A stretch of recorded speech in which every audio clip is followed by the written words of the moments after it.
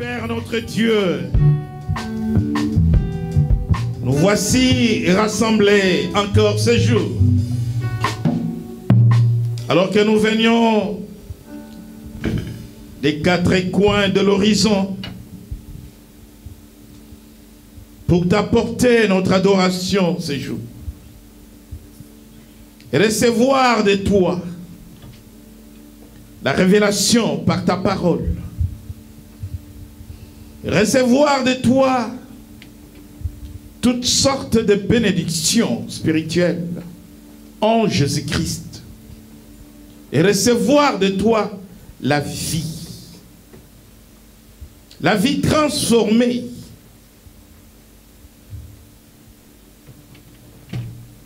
Et au-delà de toutes choses, notre Père, notre Dieu, t'appartenir en Jésus-Christ.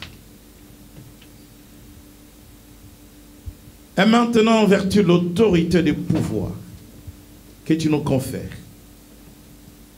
nous voulons libérer ces lieux pour toi. Et nous prenons autorité avec force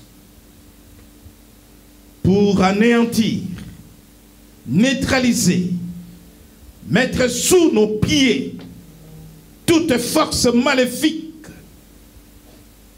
qui se manifeste par la maladie dans la vie de tes enfants, qui se manifeste par l'échec, par la précarité, par la pauvreté, dans le nom de Jésus. Et nous voulons libérer ces lieux pour toi, ô Jésus. Permets, Père, ces jours, que ta parole change de vie.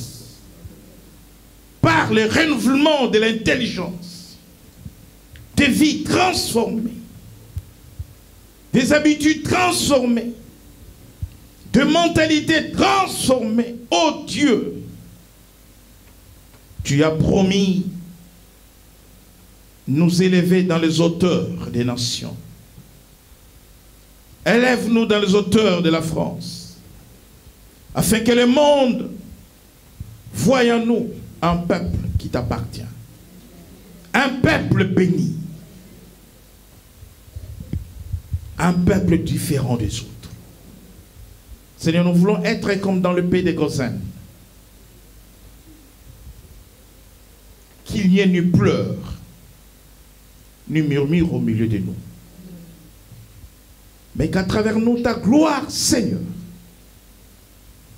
soit manifestée et que le monde croit en toi, Jésus-Christ, par nous et à cause de nous.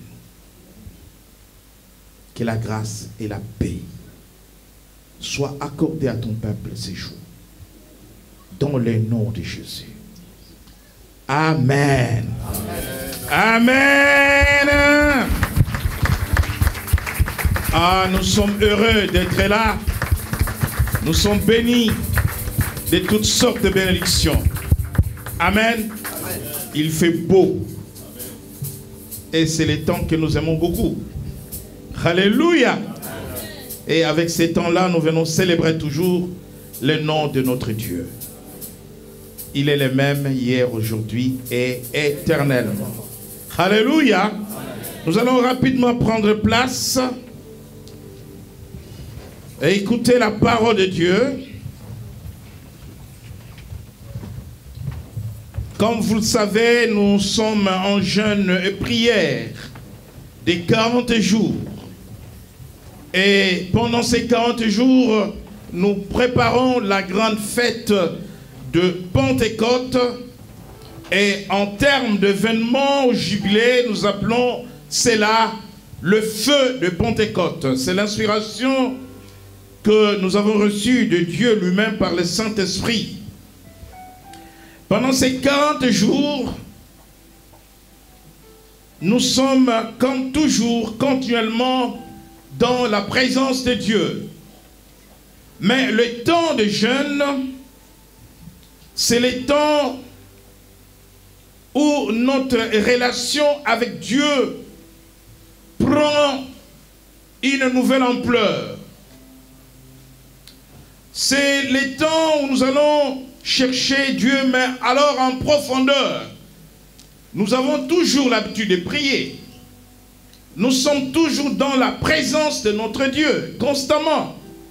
Mais les temps de jeûne n'est pas un temps ordinaire comme les autres.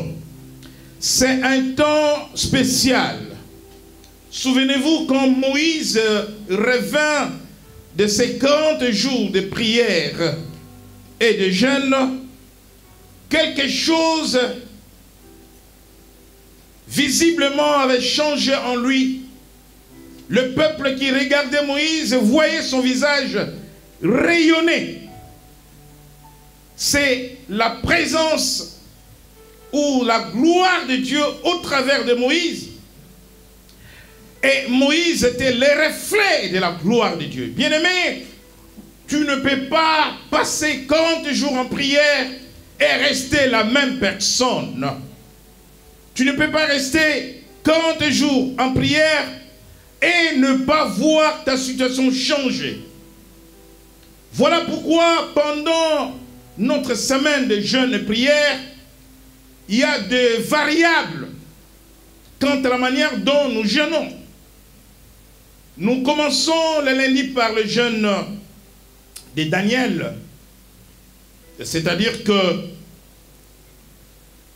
après 18 heures, nous sommes amenés à manger des légumes, à prendre des fruits et à boire. Mais nous avons dit qu'à partir du vendredi, nous rentrons dans une autre variété dans la présence de Dieu. Donc, nous pratiquons le jeûne d'Esther et d'Estra. Ces jeûnes-là, on ne boit pas pendant 3 jours, 3 nuits, on ne mange pas. En quoi est-ce que le jeûne d'Esther ou d'Estra est différent du jeûne de Daniel? Dieu a agi dans la situation de Daniel. Dieu a parlé à Daniel. Dieu a répondu à la préoccupation de Daniel. Mais dans les jeûnes d'Esther, la situation est grave et dramatique pour le peuple juif. C'est-à-dire que les jeûnes à sec, sa nécessité, c'est quand vous avez une demande, alors une demande sérieuse, une forte demande qui dépasse même votre entendement. Comment expliquer les choses? C'est comme si vous étiez en train de prendre la Doliprane et le médecin se rend compte que votre santé vaut mieux de prendre autre chose que la Doliprane et il vous fait passer, par exemple, Augmentin comme antibiotique ou autre antibiotique. Donc, le 3 jours d'Esther ou d'Estra, c'est là où la réclamation de l'homme à Dieu devient intense. Et la puissance que nous recevons de Dieu dans la prière est fonction du sacrifice que nous faisons. Et là, ça devient encore plus intense. Et comme vous le savez, à la fin, et donc le dimanche et le lundi, nous revenons au jeûne de Daniel, parce que nous devons tenir compte aussi de notre corps qui a besoin d'être alimenté. Mais je peux vous dire que je vis beaucoup de miracles se produisent dans la vie des gens pendant ce jeûne collectif qui n'est pas un jeûne individuel. Toute l'Église est en prière, sans exception. Tous nous sommes en prière. Mais nous pouvons parler du jeûne de Ninive. À Ninive, Jonas a amené le peuple de Ninive à pratiquer le jeûne de la repentance. Et à Ninive, même les bébés devraient s'abstenir de tout. Et le peuple de Ninive est allé plus loin. Ils ont fait gêner même leurs animaux. Amen. Même les animaux n'avaient pas mangé. Et donc, voyez-vous que lorsque ce peuple de Ninive s'est levé, Dieu était prêt à détruire parce que le péché de Ninive est monté vers Dieu.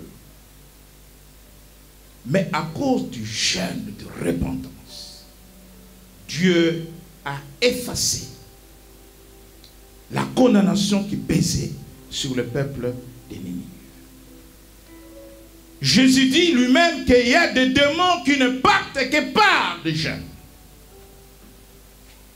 Donc si Jésus le dit, vous devez savoir qu'il y a des habitudes qui ne peuvent changer que par le jeûne. Donc 40 jours dans la présence de Dieu, bien-aimés dans le Seigneur, si vous vous appliquez et vous suivez toutes les instructions que nous vous adressons, vous allez voir le résultat. Parce que ce qui compte aussi lorsque nous jeûnons, c'est aussi le résultat. Le résultat escompté. Qu'est-ce que nous attendons de Dieu? Qu'est-ce que nous attendons recevoir? Mais je peux vous dire qu'en termes de résultats, si tu pratiques le vrai jeûne, tel que cela est écrit dans Ésaïe au chapitre 58, parce qu'il y a les faux jeûnes, le faux, c'est-à-dire que les choses ne vont pas dans les règles du jeûne, et les vrais, lorsque nous jeûnons selon sa volonté, dans l'obéissance de sa parole et dans sa soumission. Et donc, le résultat du jeûne ne se trompe pas. Il y a des guérisons.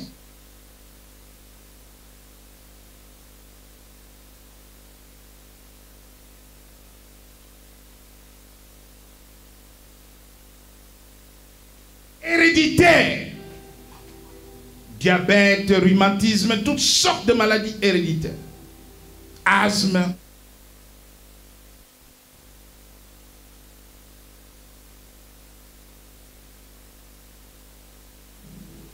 Les gènes libèrent la fécondité pour les femmes stériles, pour les hommes stériles.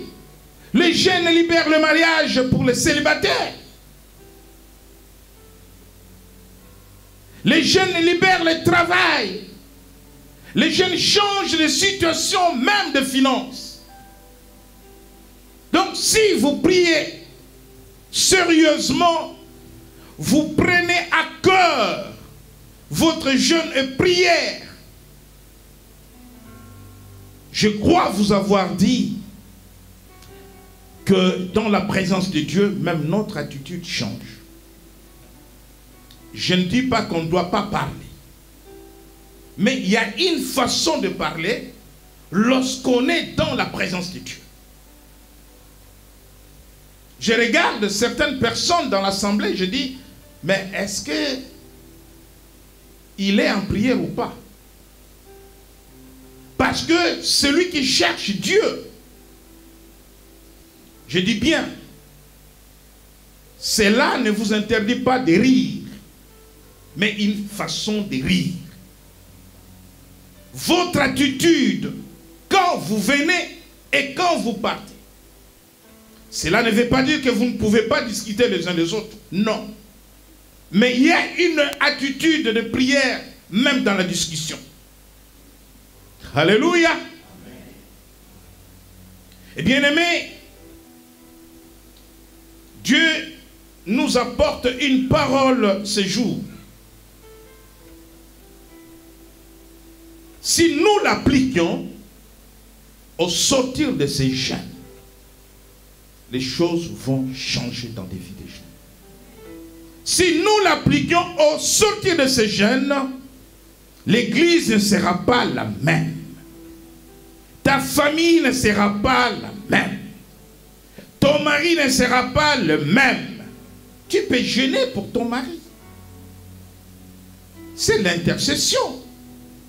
Tu peux jeûner pour ta femme. C'est l'intercession. Tu peux jeûner pour tes parents. C'est l'intercession. Tu peux jeûner pour tes enfants. Je vous ai adressé un message. Une prière pour les enfants. Je n'ai pas vu les réactions des parents. J'ai vu 2 ou 3 amens.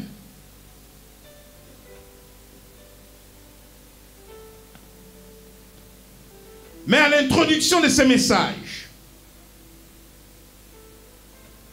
et je l'ai adressé à beaucoup de serviteurs de Dieu, ce message. C'est le psaume. Qui se souvient? Quel psaume? Est-ce que vous lisez le message que je vous envoie? Des fois, je travaille jusqu'à 3 heures du matin. Regardez les heures quand je vous envoie des messages. Ce n'est pas la journée. Est-ce que vous lisez le message? Quand je vous envoie le message, est-ce que vous lisez le message? Est-ce que vous prenez le temps de réfléchir sur le message que vous venez de recevoir? Vous prenez votre Bible, vous ouvrez votre Bible.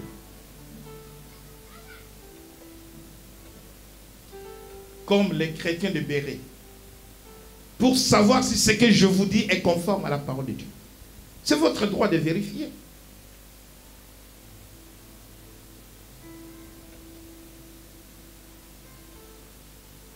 Le psaume 144.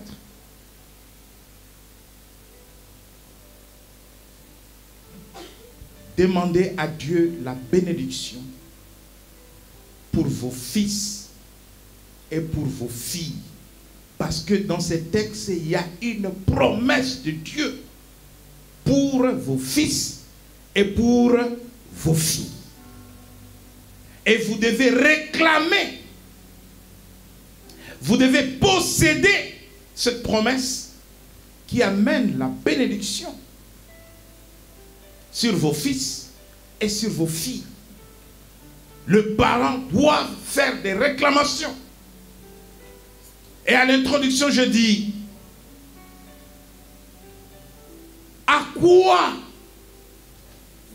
est-il important d'avoir tous les biens, la prospérité, la réputation pour les parents et de perdre ses enfants? Ça, c'était à l'introduction.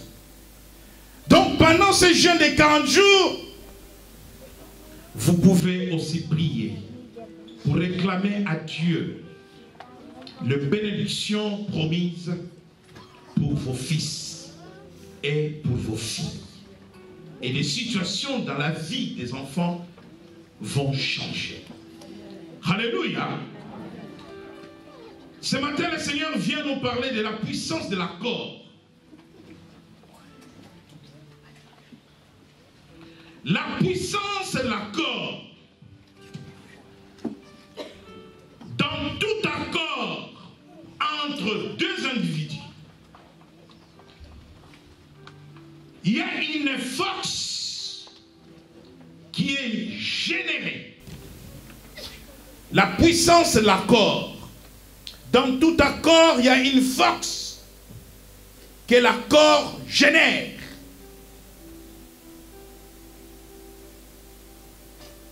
Et les désaccords génèrent la faiblesse.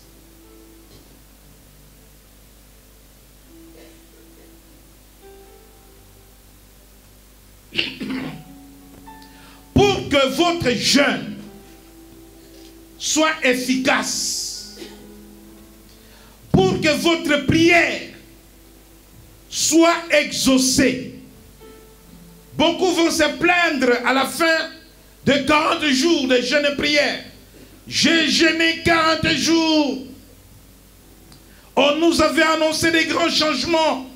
Mais moi, dans ma vie, je n'ai vu rien changer. Beaucoup vont m'accuser. Et beaucoup vont accuser Dieu. Dieu, on ne l'accuse pas. L'homme de Dieu, on ne l'accuse pas.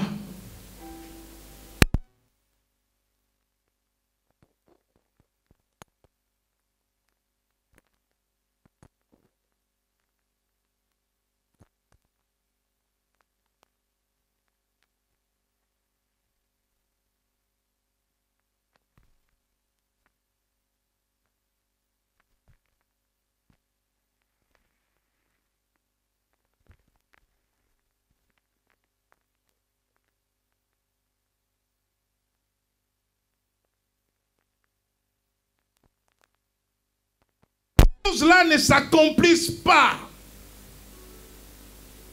Il ne faut pas aller voir du côté de Dieu. Il faut voir du côté des hommes. Et il faut voir du côté de l'homme. La puissance et l'accord.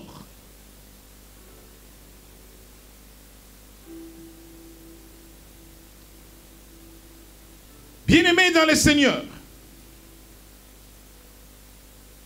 Dieu ne fait des choses lorsque nous prions, lorsque nous demandons.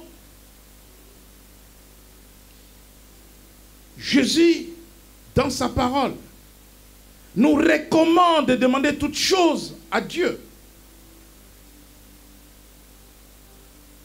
Il est pour nous un Père. C'est notre Père. Dans Philippiens, la Bible dit, ne vous inquiétez de rien, mais faites connaître dans toutes les circonstances de la vie vos besoins à Dieu par les supplications. Il s'agit de prières, les actions de grâce. Faites connaître vos besoins à Dieu. Et pendant ces 40 jours de jeûne, chacun fait connaître ses besoins à Dieu. L'Église fait connaître ses besoins à Dieu. Nous avons des besoins fondamentaux dans nos vies. Besoin de santé, besoin de travail, besoin d'accomplissement des projets, besoin de percer, besoin d'élévation. Est-ce que quelqu'un veut être élevé? Amen. Nous avons tellement de besoins que la parole nous recommande de le faire connaître à Dieu.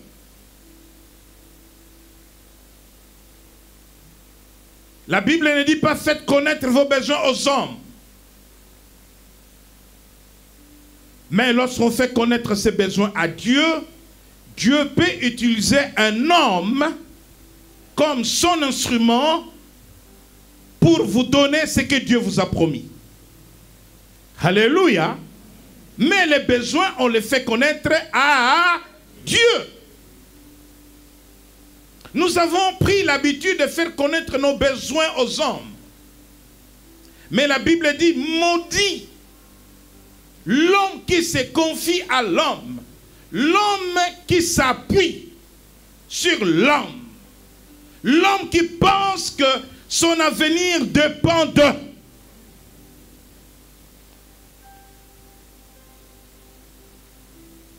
Ton avenir dépend de Dieu. Ton avenir est entre les mains de Dieu. Pas Parce que celui sur qui tu comptes peut mourir ce soir. Que deviendras-tu? Voilà pourquoi dans des deuils, vous verrez que beaucoup de gens ne pleurent pas parce que il a l'amour pour la personne qui vient de décéder, mais parce qu'il avait des projets avec cette personne. Tout tombe à l'eau. Mais si tu as des projets avec Dieu, si tu t'appuies sur Dieu, si tu comptes sur Dieu, les hommes meurent, les hommes passent. La Bible dit que les cieux et la terre passeront, mais la parole de Dieu ne passera jamais. Le plan de Dieu dans ta vie ne passera jamais.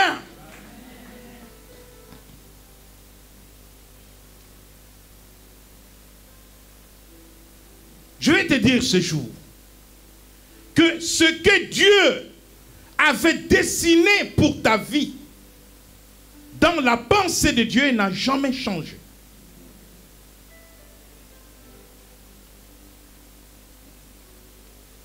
Ce que Dieu avait programmé dans ta vie, dans le plan de Dieu, n'avait jamais changé.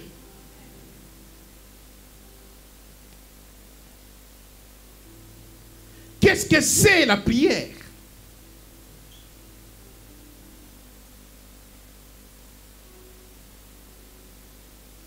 Vous me donnerez beaucoup de définitions de la prière. Certainement, vous me direz, prier, c'est communiquer avec Dieu. Et après?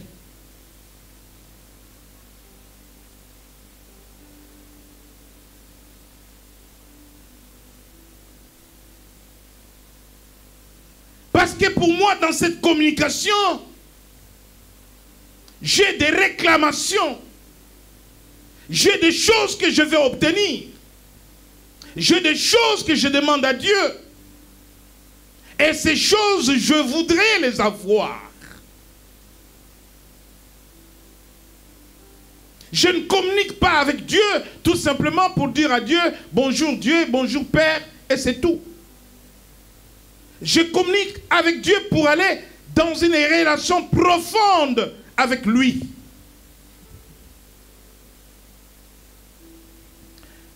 Personne ne peut obtenir les choses de Dieu si tu n'es pas en accord avec Dieu. Tu peux faire 40 jours de jeûne. Mais si tu n'es pas en accord avec Dieu, tu n'as fait qu'une grève de faim. Parce que le résultat est zéro. Dieu donne. Dieu répond. Dieu exauce les prières de ceux qui sont en accord avec lui. Dans ce message, la puissance de l'accord, je commence par l'accord avec Dieu. Avant de parler de l'accord des uns et des autres. Avant de parler de l'accord du mari et femme. Avant de parler de l'accord dans l'assemblée. Avant de parler de l'accord dans la nation. Et peut-être que nous n'aurons pas le temps de parler de l'accord dans la nation. Les grandes nations avancent et réussissent parce que sur l'essentiel, elles s'accordent. Les uns et les autres s'accordent.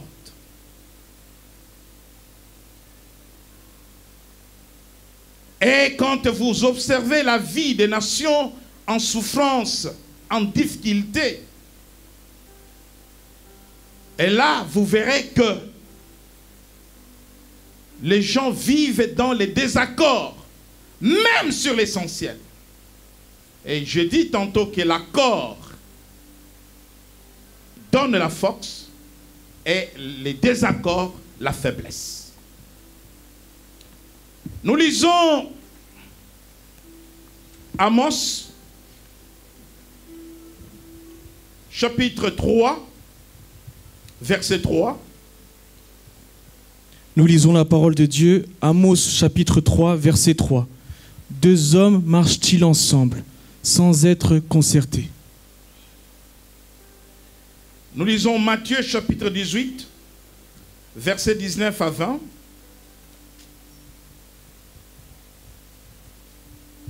Nous lisons la parole de Dieu, Matthieu chapitre 18, du verset 19 au verset 20. Je vous dis encore que, si deux d'entre vous s'accordent sur la terre pour demander une chose quelconque, elle leur sera accordée par mon Père qui est dans les cieux.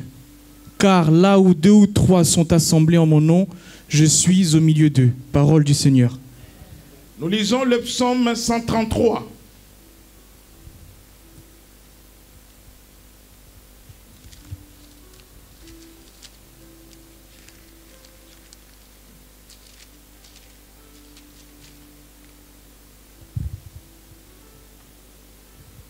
Psaume chapitre 133, je lis la parole au nom de Jésus.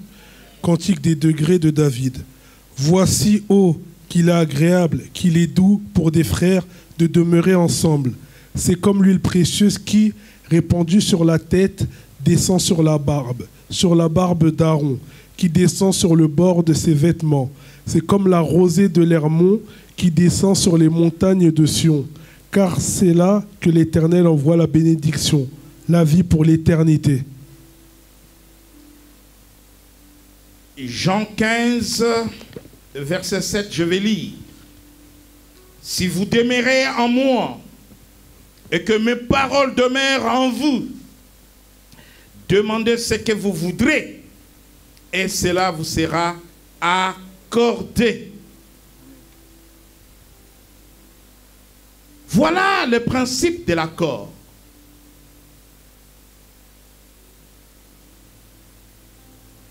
Demander à Dieu, c'est s'accorder à Dieu. La prière est l'expression de la relation de l'homme avec Dieu. Il n'y a pas de prière sans relation avec Dieu.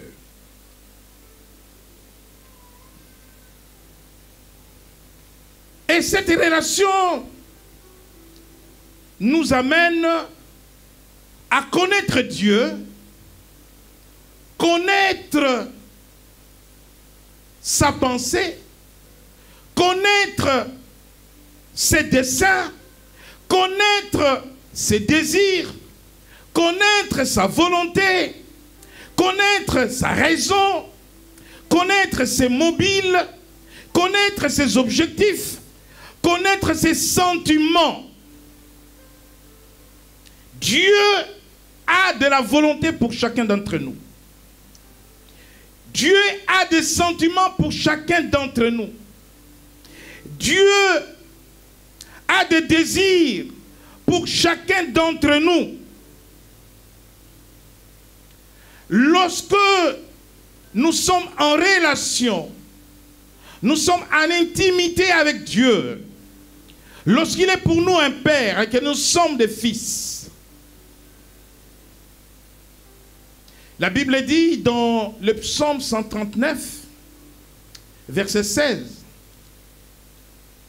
que l'histoire de chaque personne a été écrite par Dieu, alors que cette dernière était encore une masse dans le sein de sa mère. Et donc, ce que l'homme doit rechercher, sachant que nous avons été créés à l'image de Dieu, nous avons été créés pour refléter l'image de Dieu, cherchez d'abord à connaître ce Dieu, à avoir une relation personnelle avec lui, pour celui qui l'a accepté en tant que Seigneur et Sauveur. Développer, travailler, entretenir cette relation Et par cette relation, je vais découvrir cette pensée de Dieu pour moi. À quoi je suis destiné? Je vais découvrir ma destinée. Je vais comprendre ma destinée. Je vais découvrir les talents que Dieu a mis en moi. Et ces talents doivent servir à quoi? Personne ne peut dire à Dieu, retire les talents que tu m'as donnés. Retire les dons que tu m'as donnés. Parce que moi, j'aime bien les dons que je vois dans l'autre. Et je vais être comme l'autre. Lisons le psaume 33, verset 11. Nous lisons la parole de Dieu, psaume 33, verset 11. Les desseins de l'Éternel subsistent à toujours, et les projets de son cœur de génération en génération. Les desseins de l'Éternel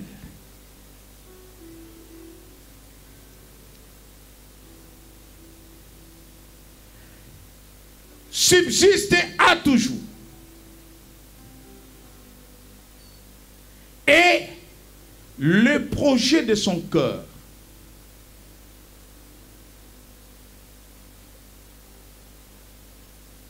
de génération en génération. Les desseins de l'Éternel subsistent. C'est-à-dire que personne ne peut changer sa destinée. Parce que ta destinée est dans les desseins de l'Éternel. Et le projet de son cœur de génération en génération. Laissez-moi le texte tel qu'il est. Bien-aimé dans le Seigneur, tel que Dieu t'avait conçu,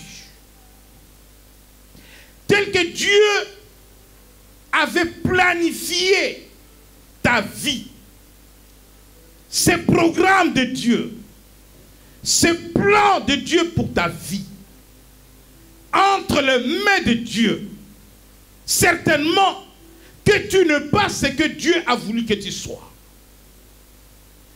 Tu n'es pas encore arrivé là où Dieu a voulu t'amener. Que tu arrives ou pas, que tu le sois ou pas, mais tu es l'homme tel que Dieu t'avait conçu. La Bible dit que ces desseins subsistent. C'est-à-dire que ces plans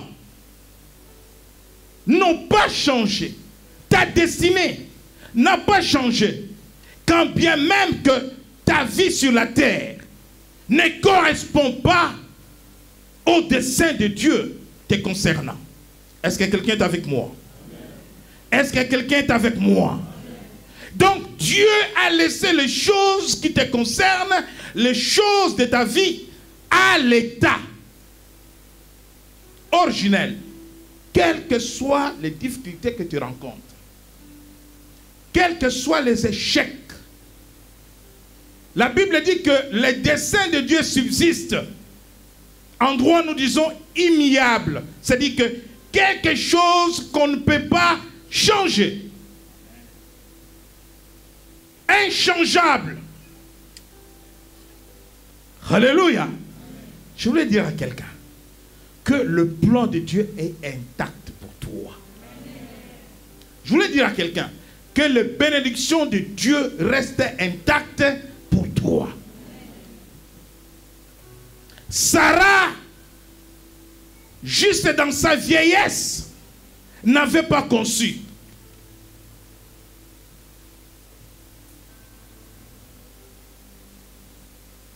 Elle était réputée être stérile.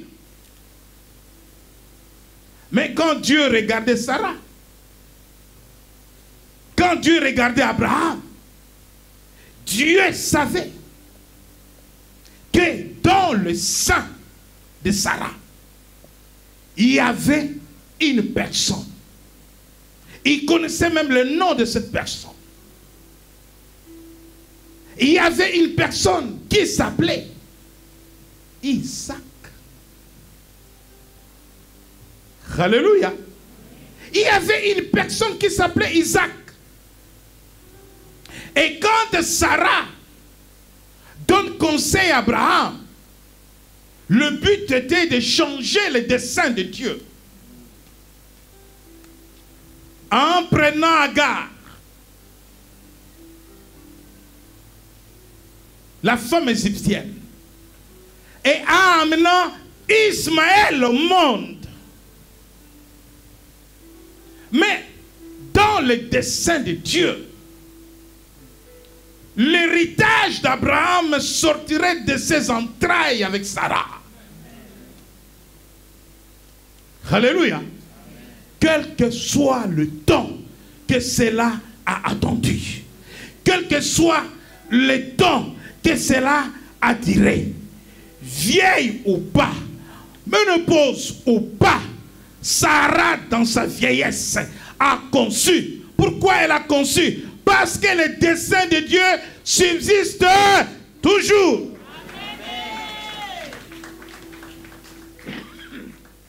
Lorsque nous avons compris que dans nos vies, il y a des desseins de Dieu. Lorsque nous avons compris que dans nos vies, il y a des projets de Dieu.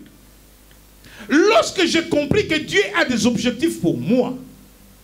Lorsque j'ai compris que Dieu a des désirs pour moi. Il y a des mobiles, il y a des sentiments, il y a de la volonté de Dieu. Nous lisons Proverbe 15, 21. La puissance de l'accord. Nous lisons la parole de Dieu, Proverbe 15, verset 21. La folie est une joie pour celui qui est dépourvu de sens, mais un homme intelligent suit le droit chemin. Les projets échouent faute d'une assemblée qui délibère, mais ils réussissent quand il y a de nombreux conseillers. On éprouve de la joie à donner une réponse de sa bouche, et combien est agréable une parole dite à propos. Je pense que tu n'es pas sur les bons textes. Proverbe 19. Ok, c'est pas 15. Lisez 19, 21. Nous lisons la parole de Dieu, Proverbe chapitre 19, verset 21. Il y a dans le cœur de l'homme beaucoup de projets, mais c'est le dessein de l'Éternel qui s'accomplit. Alléluia. Bien. Tu vas prier pendant 40 jours. Tu vas demander des choses à Dieu pendant 40 jours. Laisse-moi te dire, je parle de la puissance de l'accord. Pour que les choses changent, pour que les choses arrivent, pour que tu reçoives, pour que les choses s'accomplissent, tu dois prier en te mettant d'accord avec Dieu. Et c'est dans cet accord. L'accord, c'est un engagement. L'accord, c'est une alliance. Il y a dans le cœur de l'homme beaucoup de projets. Nous avons chacun des projets. Beaucoup même. Si chacun doit écrire ses projets, il y en a beaucoup de projets. Amen. Cela ne nous est pas interdit. Nous pouvons avoir des rêves. Nous pouvons avoir des projets. Mais la Bible dit, mais c'est les desseins. Je reviens sur les desseins. Tantôt, je parlais des desseins. Mais c'est les desseins de l'Éternel qui... C'est-à-dire que ta demande doit rencontrer le plan de Dieu. Ta demande doit rencontrer la volonté de Dieu. Ta demande doit rencontrer les objectifs de Dieu. Ta demande doit rencontrer les sentiments de Dieu. Ta demande doit rencontrer les mobiles de Dieu. Tu veux recevoir quelque chose. Pour quel mobile? Pour quel objectif? Et Dieu a des mobiles. Dieu a des objectifs. Dieu veut te bénir pour que tu sois une bénédiction pour l'autre. Suis-moi très bien. Il y a le mobile et il y a l'objectif de Dieu. Dieu veut te bénir pour que tu sois une bénédiction pour l'autre. Peut-être pour ta femme, peut-être pour ton mari, peut-être pour tes parents, peut-être pour tes enfants, peut-être pour l'Église, peut-être pour la nation. Le mobile de Dieu est là, l'objectif de Dieu est là.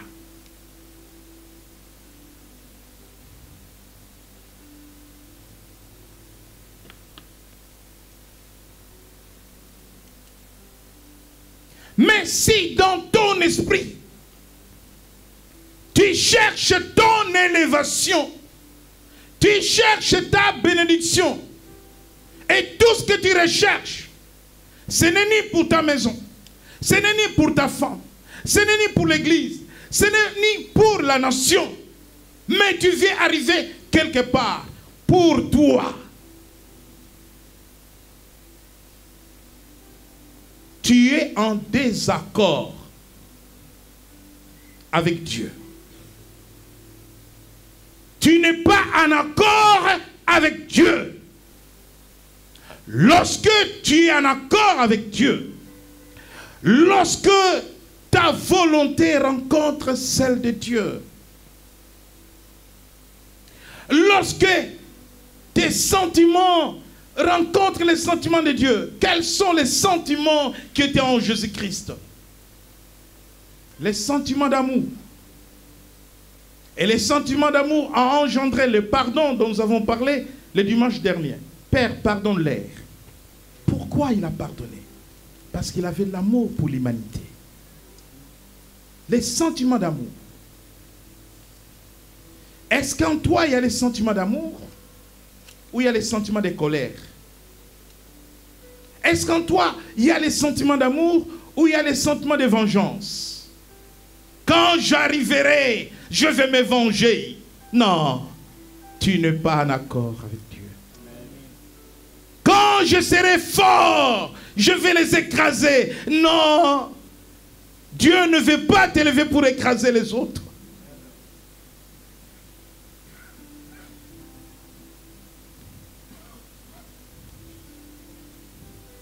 Quand j'aurai beaucoup d'argent, je vais prendre une maîtresse que je vais installer quelque part.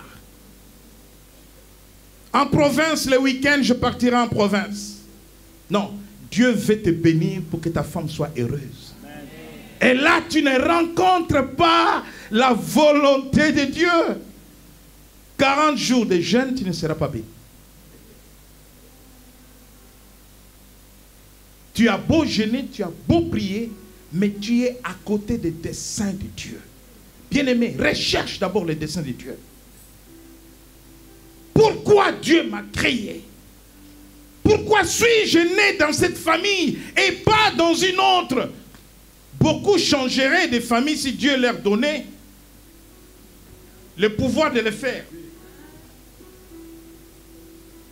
Beaucoup ont renié leur famille. Beaucoup ont rejeté leur famille. Veux-tu corriger Dieu? Veux-tu corriger Dieu? Dieu il sait pourquoi tu es venu de cette famille. Dieu il sait pourquoi ce père-là, que tu n'aimes pas, que tu n'as pas accepté. Dieu il sait pourquoi cette mère-là, que tu n'as jamais accepté.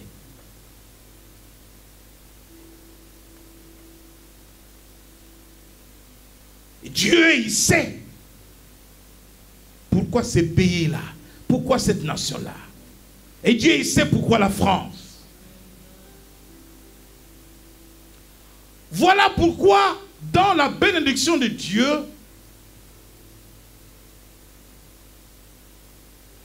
le lieu compte. Le lieu compte. Si tu n'es pas à l'endroit où Dieu, dans ses desseins, a fixé, t'élever, te bénir, à cet endroit où tu es, qui n'est pas le bon endroit, tu ne feras rien.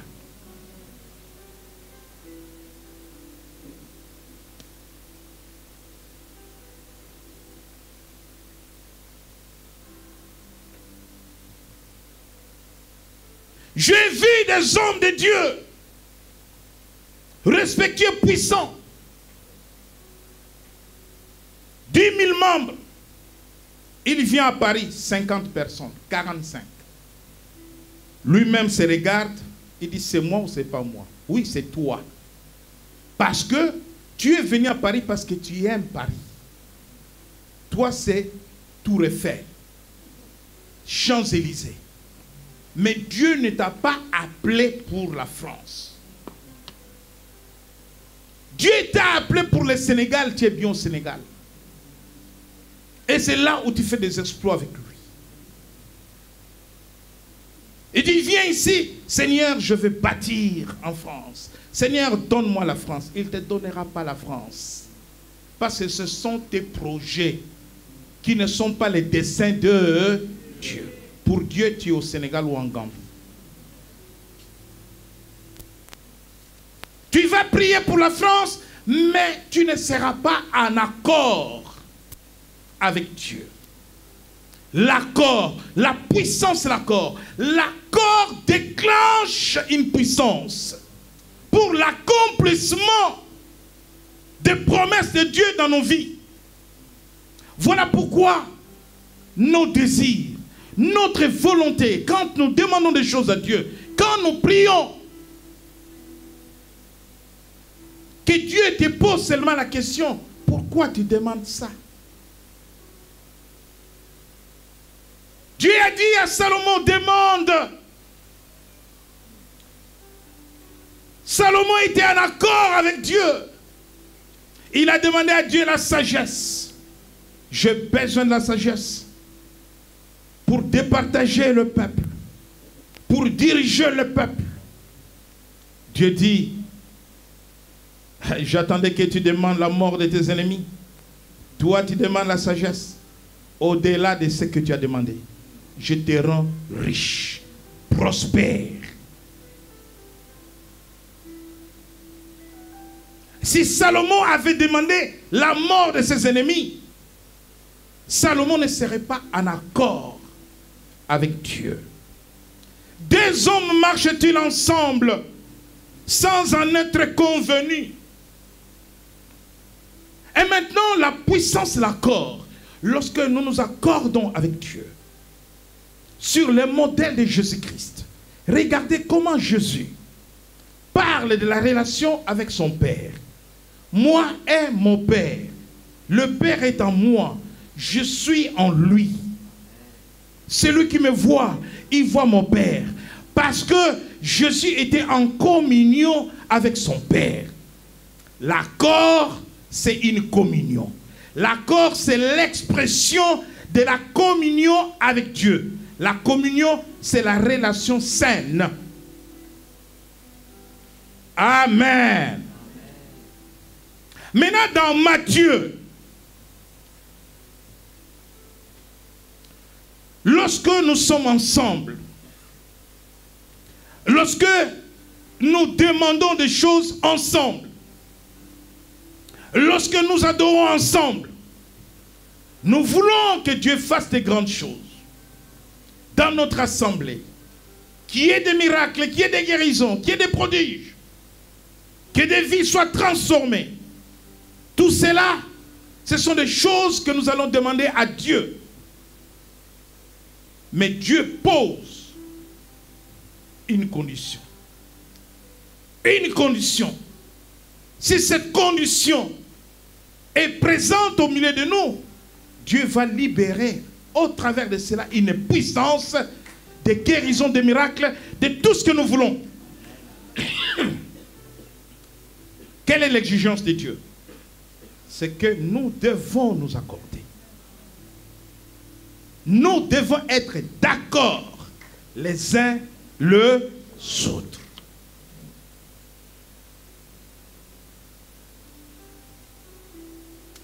Il y a a des fidèles qui sont en désaccord total avec leur pasteur. Il faut que tu quittes l'église. Tout de suite. Parce que tu ne seras jamais béni.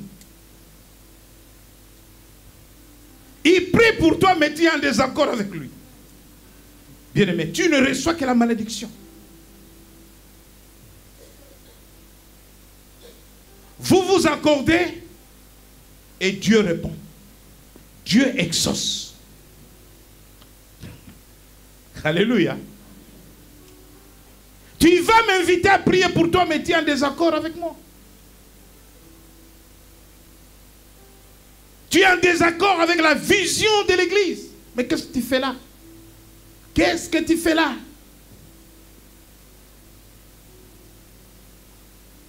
Tu perds le temps.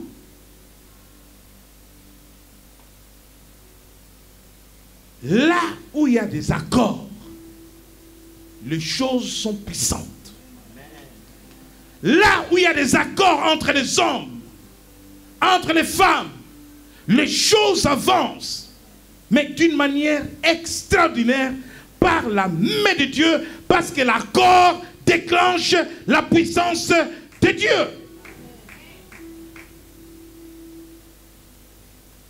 Dans le couple où il y a l'accord entre l'homme et la femme, l'homme est béni.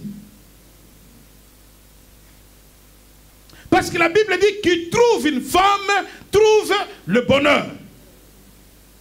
Maintenant, pour que cette femme lâche ce bonheur, qui va te porter dans les hauteurs, mais tu dois t'accorder avec elle.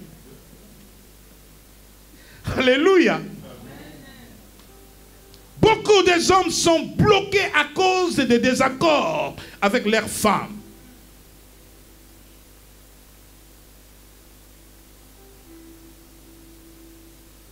Même les gens qui ne prient pas savent. Avec la femme, il faut arranger. Si tu penses que c'est humiliant, tu vas souffrir à cause de ton orgueil. Qui trouve une femme, trouve le bonheur.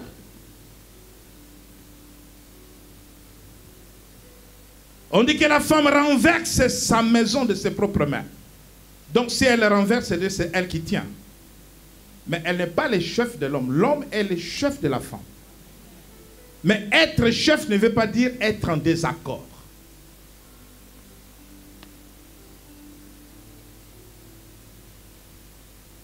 Lorsque nous nous retrouvons ensemble pour adorer, dans la chorale, il n'y a pas d'accord. Tel dit là, l'autre dit saut. C'est un désaccord. On va jouer quel ami fidèle et tendre. Derrière, on dit non. Dieu tout-puissant, Dieu tout-puissant. Non, quel ami fidèle et tendre. Non, Dieu tout-puissant. Bon, on joue quand même. Dieu tout-puissant. L'onction ne descendra pas. Ce n'est pas une bonne adoration. Parce que on adore sur base d'un désaccord. Dieu dit, deux s'accordent. Alléluia.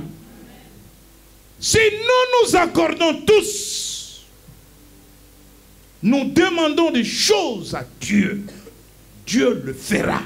Parce que c'est le principe qu'il a posé. L'église est malade à cause des désaccords. Dans beaucoup d'églises, il y a des désaccords. Les gens travaillent dans l'hypocrisie, mais ne s'acceptent pas.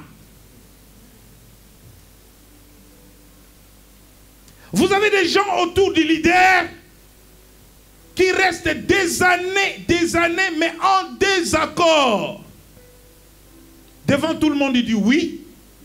Quand il rentre à la maison, il prend son téléphone, il commence à appeler les gens. Moi, je n'étais pas d'accord, hein. Mais pour éviter les problèmes, vous savez comment il est. Bon, j'ai quand même dit oui. Parce que je ne vais pas avoir de problème avec le bishop. Vous savez, il est comme ça. Bon, j'ai dit oui, mais je n'étais pas d'accord. il appelle tout le monde pour les mettre en désaccord. Mais le bishop, il est content, il prie au Seigneur, nous prions pour ces projets de l'église, parce que nous nous sommes accordés au cours de la réunion, parce que nous nous sommes mis d'accord. Donc je chauffe la prière, il n'y a rien. Je chauffe la prière, il n'y a rien. Je gêne 3 jours, rien. Je dis, je vais ajouter 7 jours, rien. 21 jours, rien. Alors qu'il y a un désaccord, sans le savoir, tu souffres pour rien. Voilà les choses qui bloquent les assemblées. Les choses qui cassent la dynamique de la puissance de Dieu dans les églises. Les désaccords. Même l'équipe d'entretien, s'il y a des accords,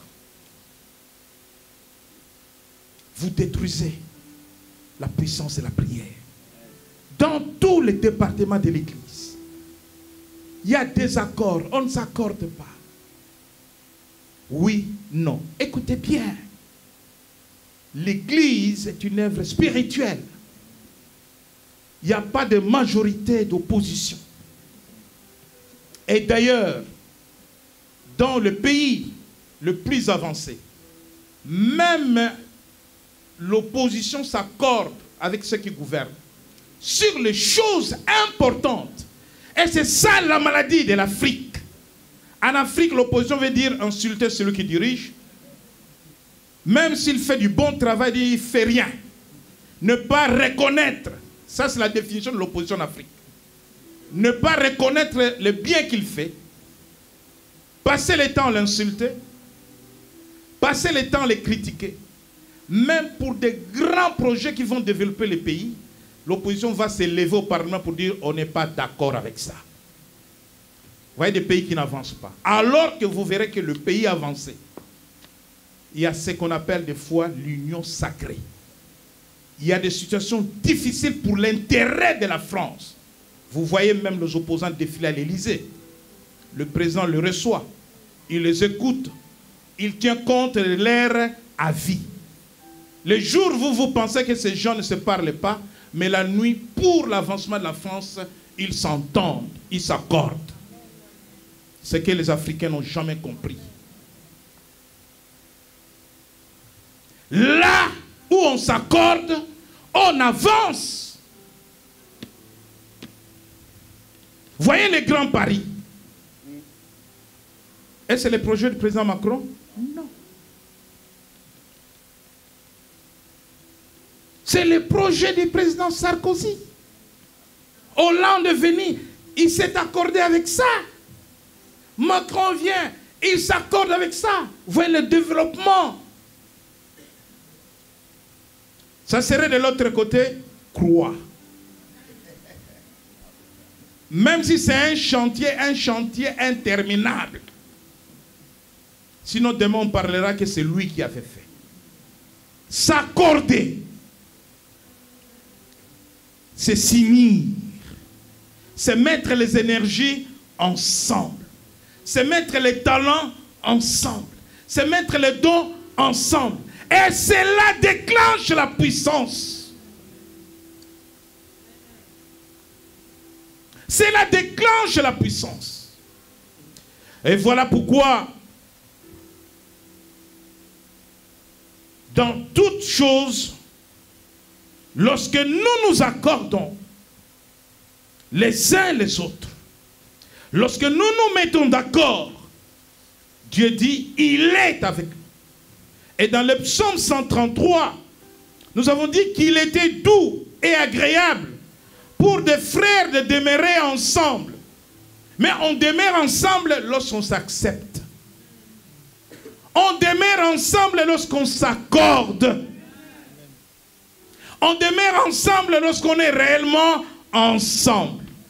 Et la Bible dit que c'est là où on s'accorde, là où on s'accepte, là où on est convenu. C'est là où il répand. Alléluia. Il dit, il répand les bénédictions et la vie. Autrement, là où il y a des accords, il y a la mort.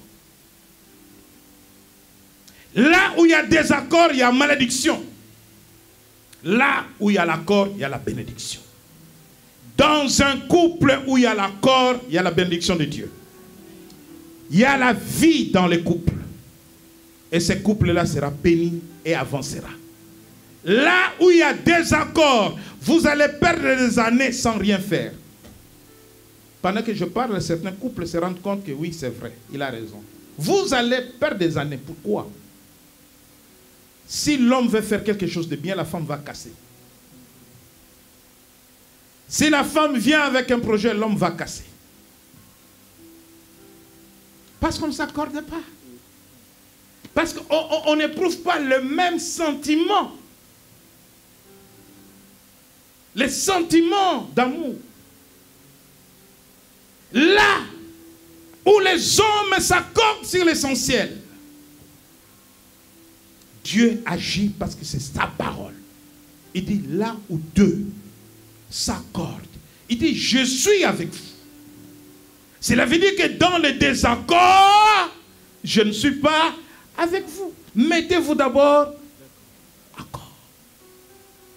Mettez-vous d'abord d'accord et je viendrai, j'agirai. Bien-aimé, sois d'accord avec Dieu pendant ces 40 jours de jeûne. Dieu agira. Amen. Si tu pries pour ta famille, sois en accord avec ton mari. Même quand je dis le jeûne commence, quittez le lit.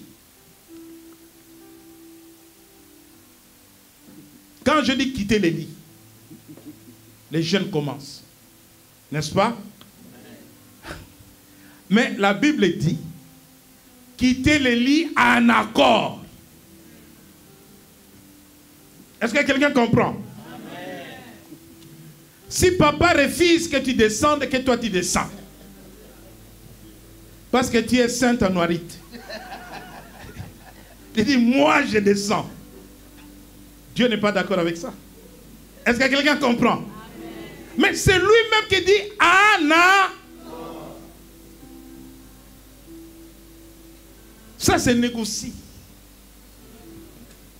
Anna. Et ça c'est important pour les femmes. Tu penses que tu fais la volonté de Dieu? Non. Dieu a dit Anna. En désaccord, tes prières là ne vont pas être exaucées. C'est un problème. Bon, d'autres questions vont te poser, je peux répondre en aparté. Mais je reste dans la parole de Dieu. Alléluia. Tu as la capacité de convaincre l'autre. Je prie pour toi, pour ton travail, pour tes projets. Et il faut des arguments aussi. Peut-être que lui n'est pas chrétien, ne comprend pas pourquoi tu dois quitter. Explique-lui, très bien, doucement, autour d'un bon repas, avec tendresse. Place de beaux mots qui touchent. Ce n'est pas dans la brutalité. Ne les traite pas de démons. Ne les traite pas de païens. Oh, tu es un démon, tu ne comprends pas les choses de Dieu. Non. Explique-lui les choses avec de bonnes manières. Dieu te soutiendra dans ta démarche. Et il comprendra. Parce que tu quittes en accord, ton jeûne est efficace. Tes prières seront exaucées. Alléluia. Bien-aimé dans le Seigneur, dans ta vie, ne marche pas. Ne sois pas associé avec quelqu'un avec qui tu n'es pas en accord. Tu ne feras rien avec cette personne-là. Tu ne feras rien. Surtout pour les choses de l'Église.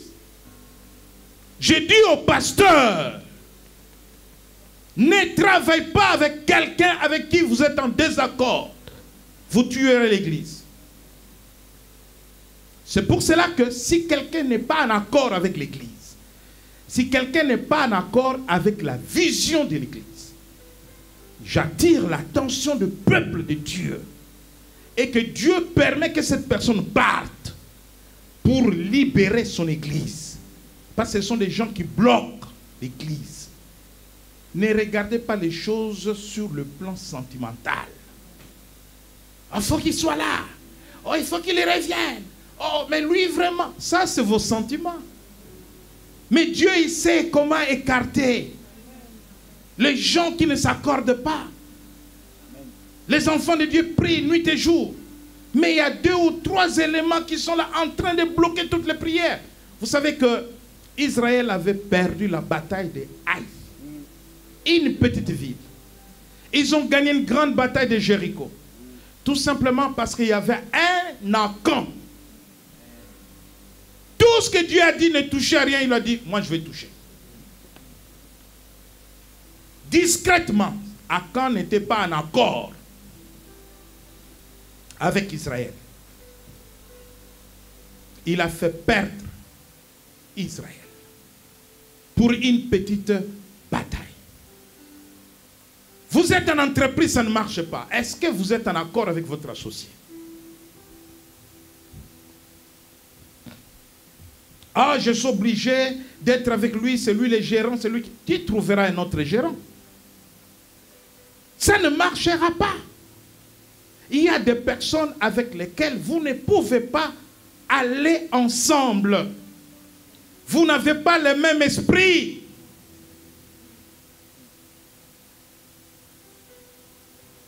Comment un enfant de Dieu qui craint Dieu peut faire des affaires avec une personne qui sert Satan, qui ne craint pas Dieu? Est-ce que vous avez le même esprit? Lui, il a reçu l'esprit du monde. Toi, tu as reçu l'esprit de Dieu. Vous n'êtes pas en accord.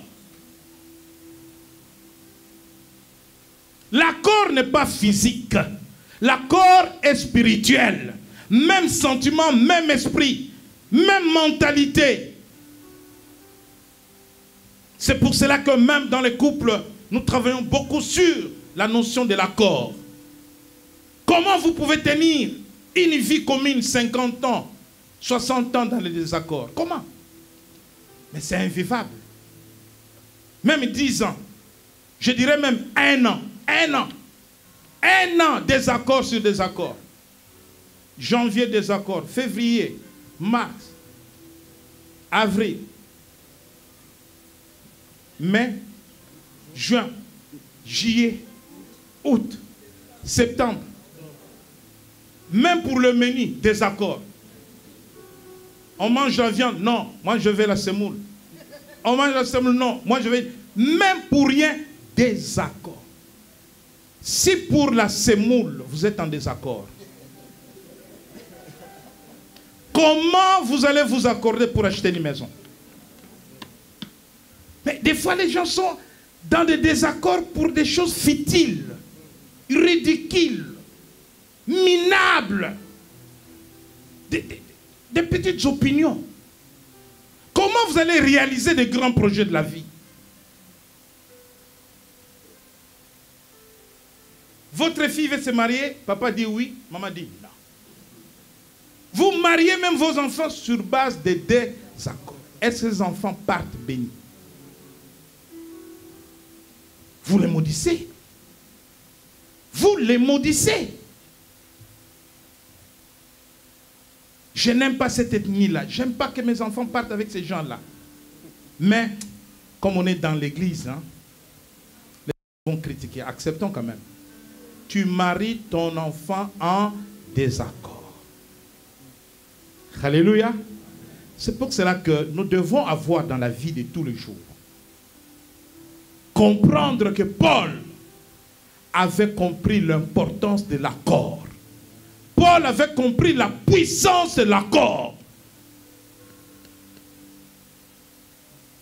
Ce que Paul avait fait avait été compris dans l'Église. Parce que l'Église était enseignée sur cela. Dans le livre des Actes des Apôtres. Actes des Apôtres.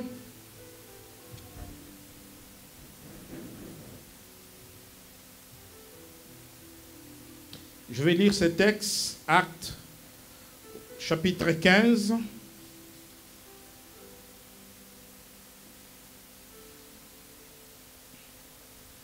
à partir du verset 35. Je lis au nom de Jésus. Paul et Barnabas, vous savez, ce sont deux apôtres qui ont été mis à part le même jour. Le 2, dans l'église d'Antioche, pendant le jeûne de prophète, dans l'église était en jeûne, comme nous sommes en jeûne. Le Saint-Esprit a parlé. Mettez-moi à part Paul et Barnabas. On a prié pour eux, pour les deux. Ah, on a été consacrés le même jour, ça n'a rien à voir. Ça n'a rien à voir. Oh, nous étions venus au jubilé le même jour, ça n'a rien à voir. Oh, c'est lui qui m'avait amené, ça n'a rien à voir. Amener quelqu'un à l'église, ça ne veut pas dire que tu deviens le parrain.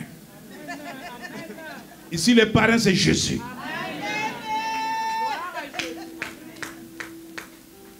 Il y avait une sœur qui amenait beaucoup de gens au jubilé. Alors, elle amenait beaucoup de sœurs. Mais elle voulait que toutes les personnes qui venaient par elle lui soient soumises. Pour rien, toi, de toutes les façons, si tu es béni, c'est parce que c'est moi qui t'avais amené. Sinon, toi, tu allais te marier. Si je ne t'avais pas amené, qu'est-ce que ça a à voir? Paul et Barnabas, c'est le même jour, mis à part par l'église d'Antioche, priez pour eux. Le même jour, envoyés ensemble. Écoutez l'histoire. Paul et Barnabas demeurèrent à Antioche, enseignant et annonçant avec plusieurs autres la bonne nouvelle de la parole du Seigneur. Quelques jours s'écoulèrent, après lesquels Paul dit à Barnabas, « Retournons visiter les frères dans toutes les villes où nous avons annoncé la parole du Seigneur, pour voir en quel état ils sont. » Barnabas voulait amener aussi Jean surnommé Marc, donc Jean-Marc. Mais Paul jugea plus convenable de ne pas prendre avec eux celui qui les avait quittés depuis la Pamphylie et qui ne les avait point accompagnés dans leur œuvre. Ces dissentiments furent assez vifs pour être cause qu'ils se séparèrent l'un de l'autre, et Barnabas, prenant Marc avec lui, s'embarqua pour l'île de Chypre. Paul fit choix de Silas et partit recommandé par le frère à la grâce du Seigneur. Il parcourut la Syrie et la Sicile, fortifiant les églises. Un homme de Dieu est en droit de choisir avec qui il marche, avec qui il se quitte. Ce n'est pas le problème de l'Assemblée, ce n'est pas le problème de l'Église. Ce n'est pas le problème des amis de celui qu'on met à côté. Ce n'est pas du syndicalisme dans l'Église. Dans l'Église, il n'y a pas de syndicalisme. On est ensemble, on s'accorde, on marche, on sert Dieu, on prêche l'Évangile, on avance, Dieu est avec nous. Amen. On ne s'accorde pas, c'est le même Dieu que nous servons, va servir, moi je vais servir. Est-ce que quelqu'un comprend? C'est pour que l'Église, je dis ces choses, c'est pour que l'Église arrive à maturité. Je ne parle pas du jubilé, je parle de l'Église, corps de Christ. Parce que toutes les églises souffrent à cause de ces choses. Quand quelqu'un parle de l'Église, c'est un problème. C'est une actualité. Mais s'il n'est pas en accord avec la vision, s'il n'est pas en accord avec les anciens, s'il n'est pas en accord avec les diacres, s'il n'est pas en accord avec la doctrine, vous faites quoi? Donc, il faut garder les gens qui sont en désaccord dans l'hypocrisie. Le résultat, ce serait quoi? Dieu n'agirait pas dans une telle église. Paul et Barnabas n'ont pas de problème. Ils ont été consacrés le même jour. Mais lors du premier voyage, Jean-Marc les a abandonnés. Il les a abandonnés. Jean-Marc. Il était proche de Barnabas. Au moment où on avait besoin de lui, il n'était pas là. Bien-aimé, si au moment où on a besoin de toi, tu abandonnes l'église, et demain on te dit à côté, tu es à côté. Amen. Tu le mérites, ne discute même pas. Avant que tu ne sois frappé par Dieu. Parce que ces choses doivent cesser. Jean-Marc les a abandonnés. Ils sont partis. Je pense que le voyage missionnaire a eu du succès. Je pense que Jean-Marc a appris que là-bas, oh là là, il y avait à manger. Hein? Deuxième voyage, il apparaît. Paul dit à Barnabas, Jean-Marc qui nous a quittés, qui nous a laissé tomber, qui nous a abandonnés. Nous sommes allés faire des exploits avec le Seigneur. Maintenant que nous retournons visiter ces églises, lui veut venir. Les gens n'aiment pas le travail des pionniers. Combien se battent ici pour Val d'Europe? Combien? Combien? Parce que là-bas, c'est le travail des pionniers. Hein? Tiens-toi à la gare de Val d'Europe, parle aux touristes. Parle aux touristes là-bas. Combien qui viennent là-bas, à Val d'Europe? Là-bas, c'est le travail des pionniers. Mais vous verrez ce que cette église sera. Et ceux qui souffrent demain méritent d'être élevés. Et personne ne va parler. Personne ne va parler. Parce que pendant qu'ils sont là, dehors, dans la rue, demain quand on vous dira, voilà c'est elle qui est élevée à Val d'Europe, tu vas me dire quoi?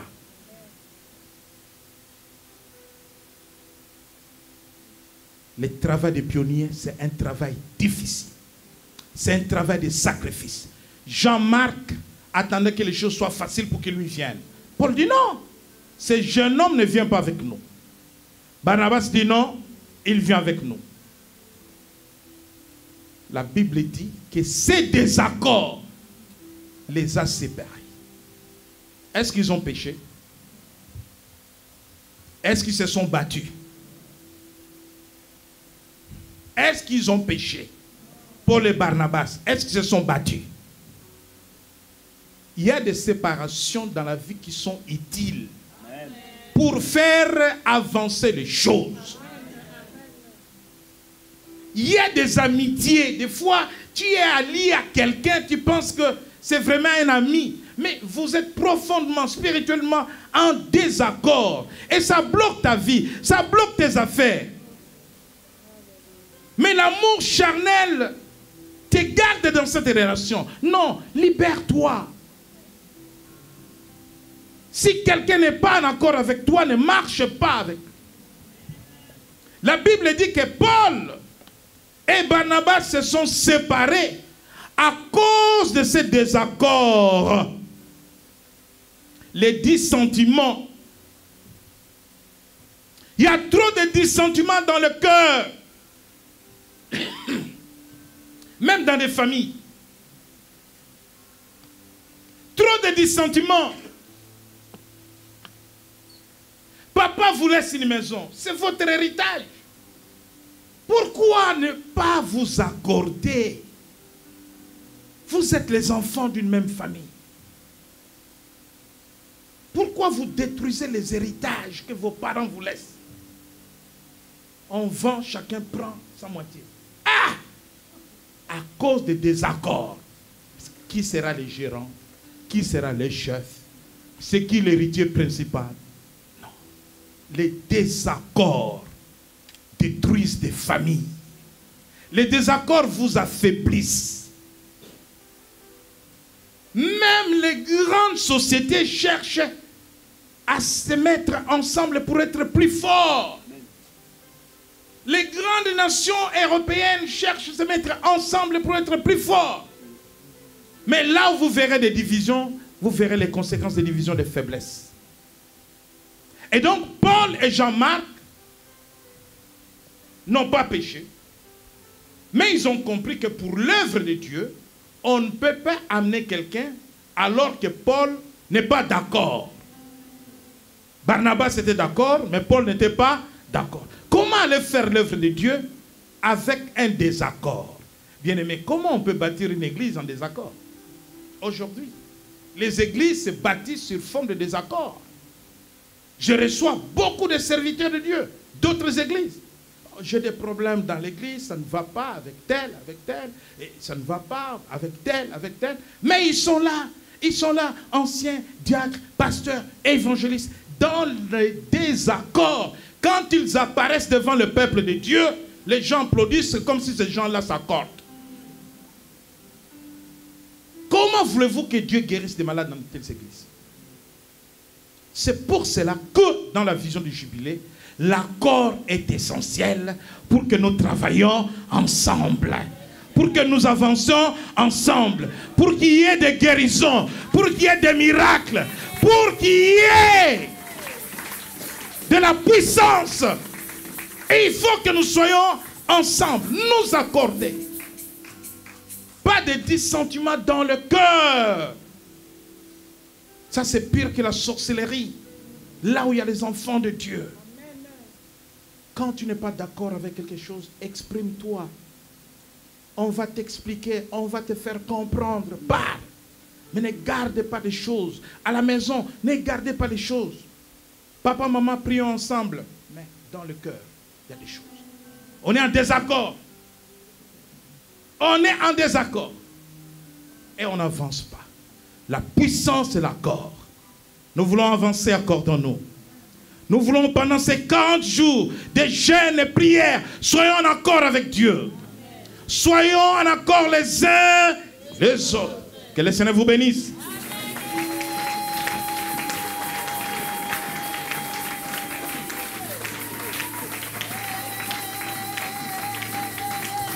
Levons-nous, nous voulons prier.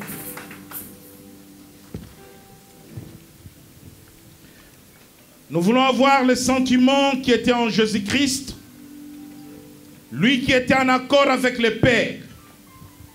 Et Dieu lui accordait tout ce qu'il demandait.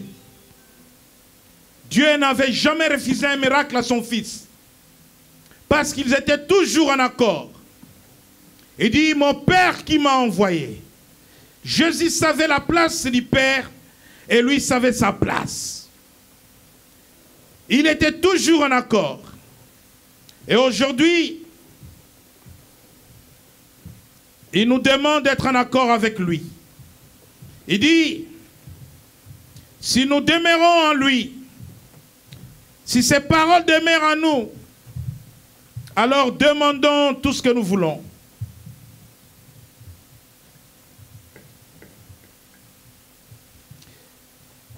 Dans la prière sacerdotale, le Seigneur dit, ce n'est pas pour eux seulement que je prie, mais encore pour ceux qui croiront en moi par leurs paroles, afin que tous soient un, comme toi, Père, tu es en moi, et comme je suis en toi, afin que le monde croie que tu m'as envoyé. Jésus a prié pour notre unité. Jésus a prié pour que nous nous accordions. Parce que dans l'accord, il y a une puissance que Dieu libère. Là où on adore Dieu en accord, l'adoration prophétique amène le merveille dans l'église. Là où on sert Dieu en accord, où il n'y a pas de dissentiment dans les cœurs, mais tous s'accordent. Nous nous aimons les uns les autres. Servant un seul Dieu. Ayant reçu le même esprit, Dieu agit. Pendant ces 40 jours, bien-aimés dans le Seigneur, dans l'église, dans nos maisons, dans nos vies, dans les services, dans les départements de l'église, nous voulons travailler en accord. Prier en accord, nous accepter les uns les autres. Nous voulons maintenant prier pour briser tout désaccord, pour détruire la racine de l'hypocrisie dans des vies des gens, pour détruire toute racine de désaccord, de conflits inutiles, de malentendus, de discussions folles. Paul dit à Timothée, fuis les discussions folles. Fuis les discussions folles et recherche ceux qui invoquent le Seigneur d'un cœur pur. Voilà ce que chaque enfant de Dieu doit faire. C'est de fuir les discussions folles, des choses inutiles, des choses qui divisent, des choses qui séparent. Rechercher ce qui nous unit, rechercher ce qui nous met ensemble. Nous voulons prier pour l'unité. Nous voulons prier pour que la puissance de Dieu agisse à travers l'accord. L'accord avec Dieu. L'accord dans le ménage. L'accord des uns des autres. Élève ta voix maintenant. Dis à Dieu, je vais m'accorder avec toi. Je vais être en communion avec toi. Je vais être en intimité avec toi. Je vais être en relation avec toi. Parle à ton Dieu. Alléluia. Oh Jésus. Je vais prier pour toi maintenant. Pour que tes prières rencontrent le dessein de Dieu pour toi. Pour que tes prières rencontrent la volonté de Dieu. Vous savez, Jésus cherchait toujours la volonté de son Père. Même quand il a demandé à son Père d'éloigner la coupe de la mort, à la fin de sa prière, il dit que ta volonté soit faite. Parce qu'une prière puissante, c'est celle qui rencontre la volonté de Dieu. Que la volonté de Dieu soit faite dans ta vie. Dieu a formé pour toi des projets de bonheur et non de malheur. Et que ces projets-là s'accomplissent dans ta vie. Les desseins de Dieu subsistent. Ce que Dieu a planifié pour toi n'a pas changé jusqu'à aujourd'hui. Dieu n'attend que tu sois en accord avec lui afin que les choses s'accomplissent. C'est tout ce que Dieu te demande aujourd'hui. Recherche l'accord avec lui. Parce que le plan de bonheur, le plan de bénédiction, ta destinée est intacte, intacte. Tu n'as rien perdu. Mais pour recevoir cela, il faut que tu sois en accord avec lui. Père, je prie pour ton peuple. J'amène ton peuple à conclure un accord avec toi, à vivre une communion avec toi. C'est ainsi que chacun, dans ses prières, ô Seigneur, sera élevé dans une dimension prophétique pour comprendre ses desseins et amener à l'existence des choses que tu as cachées pour leur vie. À amener à l'accomplissement, ô Dieu, tes promesses. Ce jour, chacun revient vers toi pour s'accorder avec toi, pour avoir le même sentiment que toi, les mêmes mobiles, même désir que toi. C'est alors que toute prière sera exaucée. Je prie ce jour pour ceux qui ne sont pas en accord dans leur vie de couple et dont les désaccords éloignent les bénédictions dans leur famille. Seigneur, enlève dans le cœur l'amertume, la colère. Enlève dans leur cœur, Seigneur, le pensée des discussions folles, inutiles. Et qu'aujourd'hui, chacun établisse une alliance d'accord avec son prochain. Que ceux qui sont en entreprise, avec des associés en désaccord, oh Dieu, que tu établisses des alliances d'accord dans toutes les relations, Seigneur, afin que la puissance et l'accord libèrent les miracles dans leur vie. Que la puissance et l'accord libèrent les miracles au jubilé pendant ces 40 jours de jeûne et de prière. Oh Dieu, que les malades soient guéris, que les captifs soient libérés, que ceux qui attendent de miracles, Seigneur, voient ces choses s'accomplir dans la puissance de ton nom Jésus, à la gloire du Père. Amen. Amen. Merci, nous allons nous asseoir.